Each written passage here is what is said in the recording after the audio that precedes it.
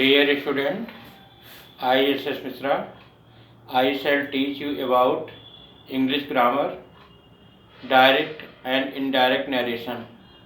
आज हम direct and indirect narration के बारे में बताएंगे. Today date is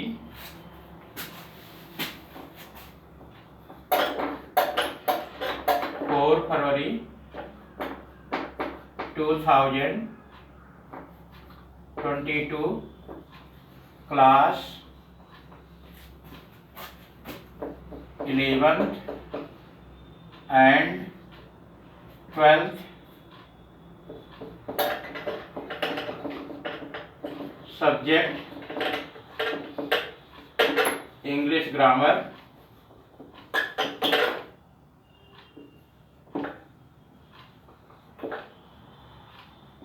Topic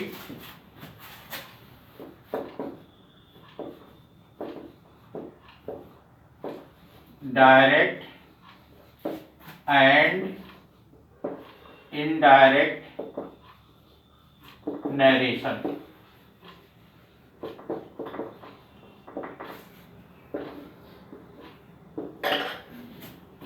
direct means होता है सीधा, नरेशन मीन्स होता है वर्णन. अगर किसी कथन का वर्णन किसी व्यक्ति से सीधे आप करते हैं, उसमें आप कोई परिवर्तन नहीं करते हैं, तो उसे डायरेक्ट नरेशन या डायरेक्ट स्पीच कहते हैं. और यदि उस नरेशन में, उस कथन में अपने अनुसार परिवर्तन करते हैं, तो उसे इनडायरेक्ट स्पीच कहते हैं. इसकी डिफिनीशन है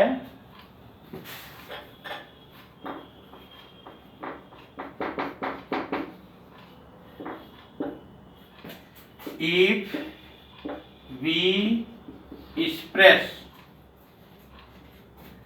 the word of speaker to the third person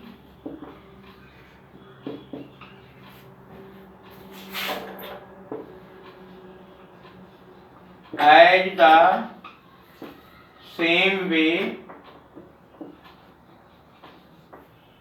as the speaker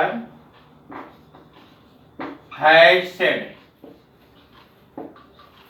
is called direct speech.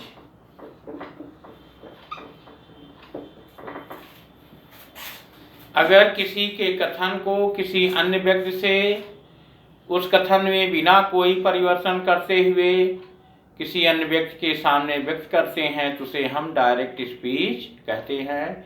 Direct speech के दो भाग होते हैं.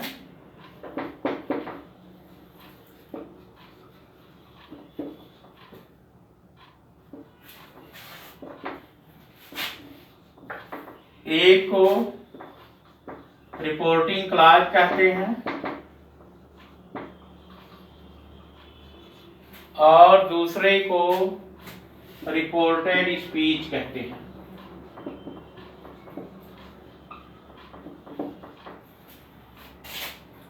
रिपोर्टिंग क्लॉज के 3 भाग होते हैं. Reporter, reporting verb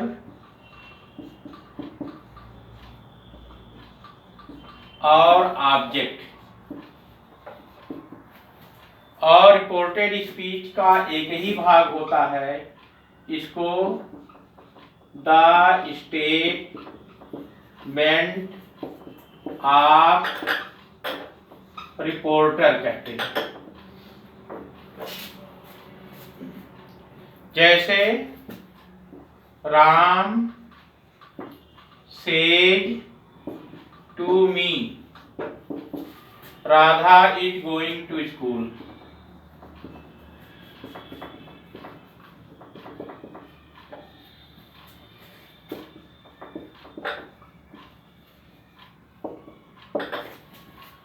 Ram says to me, Ram मुझसे कहता है राधा स्कूल जा रही है. कौन कह रहा है? राम कह रहा है।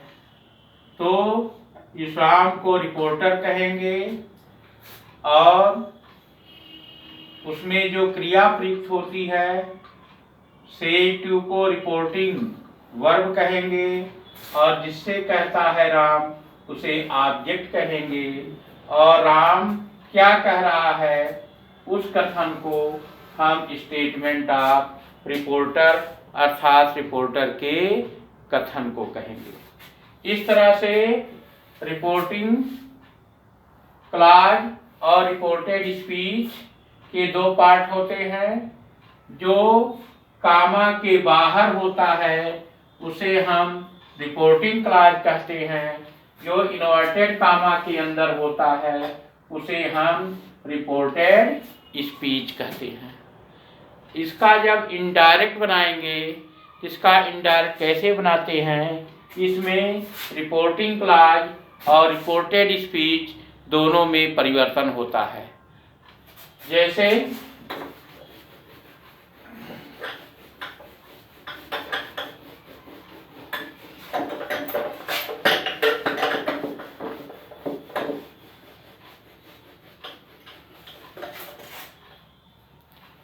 ये आपका डायरेक्ट स्पीच है।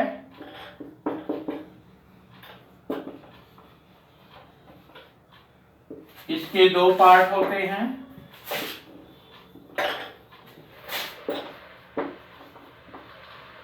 रिपोर्टिंग क्लॉज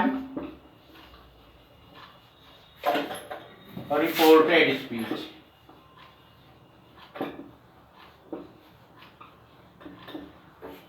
अगर आपका रिपोर्टिंग क्लॉज प्रेजेंट या फ्यूचर टेंस में है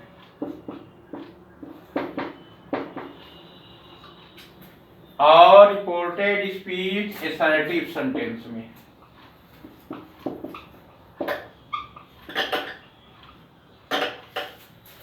असर्टिव सेंटेंस को विधि सूचक वाक्य कहते हैं।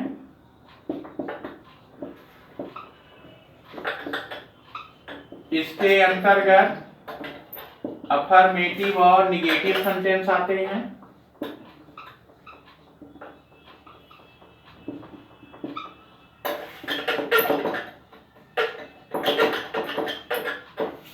अफर्मेटिव को स्वीकारात्मक वाक्य कहते हैं जिसे हम स्वीकार कर लेते हैं